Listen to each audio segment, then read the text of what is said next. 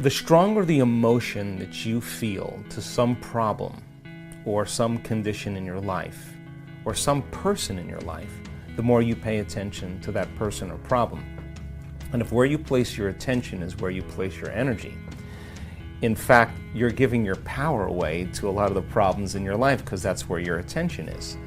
I think people come to our events for a lot of different reasons. Some people come because they're faced with a health challenge. They've heard about somebody with a similar health challenge or have read about somebody with a similar health challenge that went about making significant changes in how they think, how they act, and how they feel. And over a period of time, the disease went away, and without any exogenous substance. Other people come because they want to create a new life, a new job, a new career, a new opportunity. Some people come because they're chasing the mystical and they want to have those profound mystical experiences. And I think everybody comes for their own reasons. But what we're learning now is that in these 7-day events, and I'll talk about why we do those 7-day events in a minute, but there comes a point where people start experiencing a greater level of wholeness. And when you start seeing that kind of coherence that goes on in the brain and coherence that goes on in the heart, and we measure this, when you feel so whole and so complete that you're happy with yourself, and you probably will want less. And you're less reliant on anything outside of you to bring you joy. And I think that kind of is who we are innately. So people come for all kinds of reasons, and they think it's because they want wealth or they want health or they want a new relationship. But it's who they become in the process, because that's what you take with you.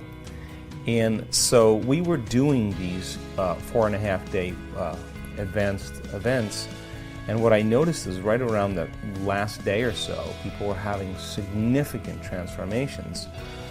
And I started realizing, God, if we had just 3 more days with them, what could we accomplish?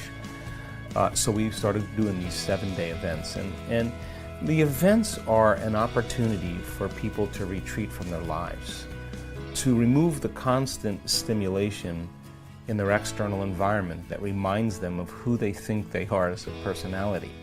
To separate themselves from the people they know and the places they go and the things that they do at the exact same time every day in that routine program.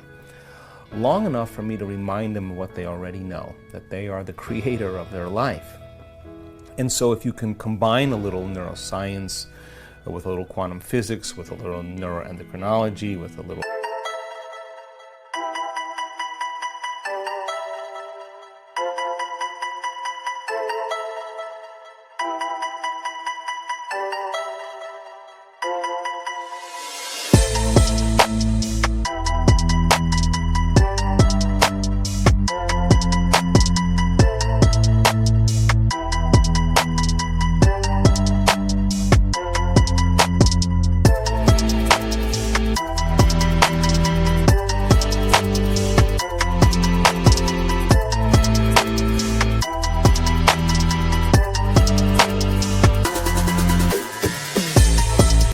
psychoneuroimmunology, a little bit of epigenetics. All of those new sciences really point the finger to what's possible.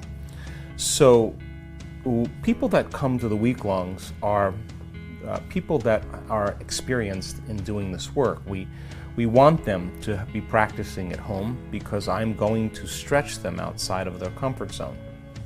And the first day is always the big day, because when you come, people have to get beyond themselves. And after looking at 8,500 brain scans, I now know without a doubt that you and I are at our absolute best when we get beyond ourselves. And there's a formula in helping people to do that. That when you forget about yourself, you're moving into a very creative process. You're not thinking about what you look like, you're not thinking about what you eat, you're not thinking about your past or all your problems or your pain, you're not thinking about your name. In fact, you dissociate from everything that's known for you, and that's the creative process, stepping into the unknown. So the first day, I challenge people to get beyond themselves. And so they'll learn, I'll remind them of some of the basics, and then we're going into a meditative process for different parts of the day, and they're working on taking their attention off their body, off the people in their life. Now think about this. The stronger the emotion that you feel to some problem or some condition in your life or some person in your life, the more you pay attention to that person or problem. And if where you place your attention is where you place your energy, in fact, you're giving your power away to a lot of the problems in your life because that's where your attention is. If you're in a routine of waking up every morning and running through the same behaviors that you did the day before, if you wake up in the morning and you have to think about your problems to feel the emotions that are connected to those memories of those problems are old circuits in your brain, and every problem has an emotion associated with it. If thoughts are the language of the brain and feelings are the language of the body, and how you think and how you feel is your state of being, most people's entire state of being is in the past. So then once they're living in the familiar past, we can know by fact that they're going to be in a predictable future. So then how do you get a person then to lower the volume to those emotions so that they can begin to take their attention off the problems in their life, and it's their attention and anticipation of how they expect it to show up that keeps their observation from a quantum model, the reality being the same. The best way to say it is that it's not your personality that's creating your personal reality, it's your personal reality that's creating your personality. You're at effect of your environment, and your environment is actually controlling your thoughts and feelings. So if you said to me, well, I'm angry today because of this person, I'm upset because of this problem, then what you're really saying, just from an objective standpoint, that person or that problem is actually controlling how I think and feel. Which means if I'm reacting to the conditions in my environment, then for the most part I'm a victim to my environment. But turning the battleship around, turning that model around, because how you think and how you feel should begin to produce an effect in your life if you were able to change it.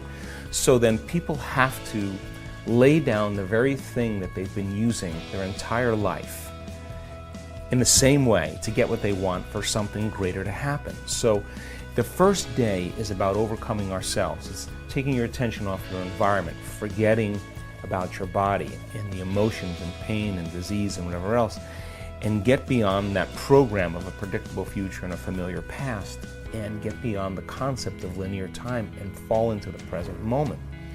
And that formula then has a biological effect in the brain and body that we can actually anticipate, expect, predict when we see a person starting to overcome themselves. And after looking at enough brain scans, I saw then that people were able to get beyond themselves to move into that creative state. So, well, think about it. Have you ever sat at your computer writing an article or reviewing something or studying, and you look up and it's 2.5 hours later and you have no idea where time went? You lost track of the space you were in and the predictable time of the next moment. And when you lose track of space and time, if where you place your attention is where you place your energy, and you have no attention,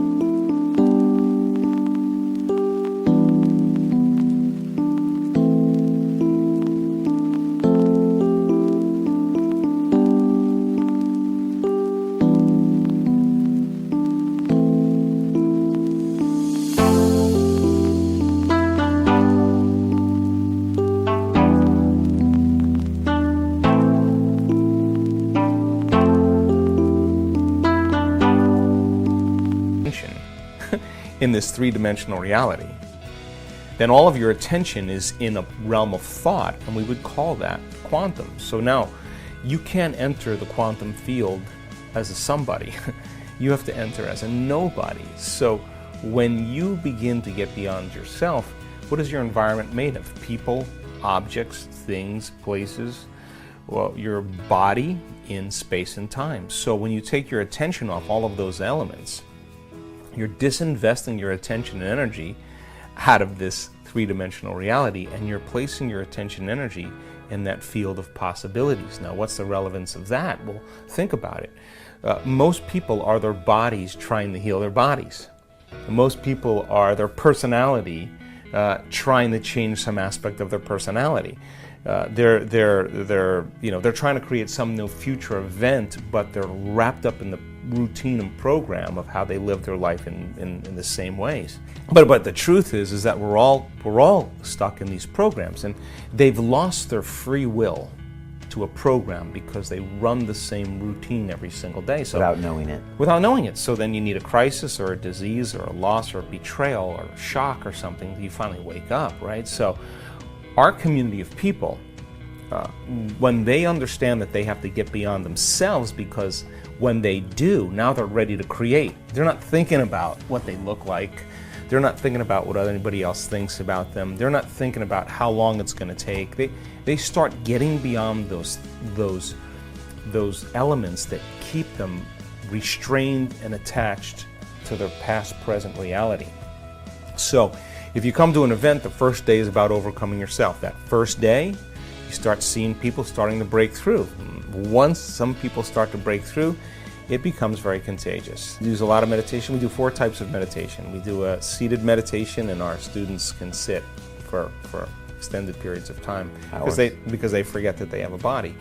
And they're good at it. And we do walking, standing and walking meditations. A picture 1,000 people on a beach, a beautiful beach, and everybody is starting off raising their energy and opening their heart. And then they begin to embody who they want to become. They start to walk as that person, breathe as that person, they start to take it on, and they start embodying that energy. And they start changing the subtle programs of when you're unhappy or when you're beaten down by your environment, you have a certain posture, certain unconscious mannerisms. So we're retraining them so that when they get back into their life, they're going to walk as their future self. They're not going to walk as their old self, they're becoming it. And that becomes the new habit. And then we do a laying down meditation, and that's important because in those laying down meditations, we are after the mystical. So we want to catch them in that realm between half awake and half asleep, where that door, the portal of dreams opens up, where you have a lucid experience. And again, we now have demystified that process, and we can induce that state. So in a week-long event... What's the 4th? Oh, the 4th is a lying down meditation. So standing, sitting, walking, and laying down. And it's pretty fun because you see 1,000 people on a beach or in a park, and you're a person staying at the hotel, or you're just somebody who rides your bike in the park, and all of a sudden you see people just connecting, and everybody stays and watches. It's so beautiful. Sun rises. We start at 6 in the morning, and it's just sentient beings, really connecting. I really hope you loved this video and it was helpful, so please help me make it more popular by giving your thumbs up, commenting it and sharing on the social networks with your friends. And now it's time for our daily Complete the Quote challenge. If you are new to this, your job is to complete the inspiring quote we choose for you and write the correct answer in the comments below the video. If you can give us the right answer first, you're the winner of this daily challenge. In the previous video we had a quote that belongs to Dr. Joe Dispenza. We were looking for 2 words. The quote goes like this: every time we have a thought, we make, and the correct answer was a chemical. So every time we have a thought, we make a chemical. Congratulations to everyone with the correct answer, and to everyone who tried but didn't guess the answer. Today we also have the quote from Joe Dispenza. The quote goes like this: the hormones of stress cause us to believe that the outer world is more real than the... So we are missing for 2 words. If you know the correct answer, write it down in the comment section. Even if you're not sure what the correct answer is, try and guess, and find out the right answer in the next video. If you like this video and our challenge, give your thumbs up and share this video with your friends. Spread the word. And don't forget to subscribe and hit that bell button. By doing that, you'll get notified when my new video and new challenge is out. If you really like what we do here and want to support us, you can join our channel and our community for a symbolic fee and gain many other additional features. You can do that by clicking the join button next to the subscribe button, or you can click on the link in the description of this video. Stay good and have a great day!